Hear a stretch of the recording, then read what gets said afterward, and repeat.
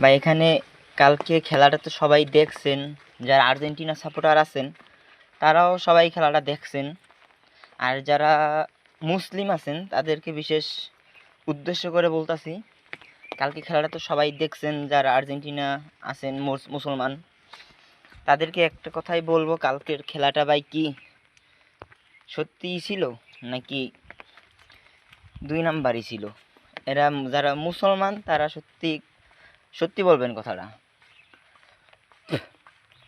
মিশরের সাথে বেইমানি করা হয়েছে, ঠিক ইরানের সাথে যেমন বেইমানি করা হয়েছে ঠিক তেমনি আজকে মিশরের সাথেও বেইমানি করা হয়েছে, দুই নাম্বারই করা হয়েছে। মিশরের গোল, ইজি গোল ভাই, ইজি গোলটাও দিল না, বাতিল করে দিল, তাও দিছে রেফারি নিজে। তারপর আর্জেন্টিনা ফাউল দিল, ওই ফাউলটাও বলল ফাউল না, ওই গোলটা দিয়ে দিল।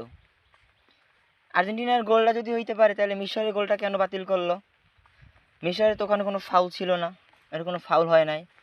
তবে আর্জেন্টিনার ওই যে গোলটা দিছে, গোলটা ভাই একদম সম্পূর্ণ ফাউল ছিল, তো ওই গোলটা কেন দিল না? এখানে আমার প্রশ্ন, এটা কি রেফারি কি আর্জেন্টিনাকে জিতায় দেওয়ার জন্য? আমার ভাই বিশ্বাস, আমার সম্পূর্ণ বিশ্বাস আছে রেফারি আর্জেন্টিনাকে জিতিয়া দেওয়ার জন্য ওই ফাউলটা দেয় নাই এবং মিশরের গোলটা বাতিল করে দিছে, এটা 100% গ্যারান্টি। যদি আমার একটা কথা ভুল থাকে তাহলে কমেন্ট করে জানাবেন, ধন্যবাদ।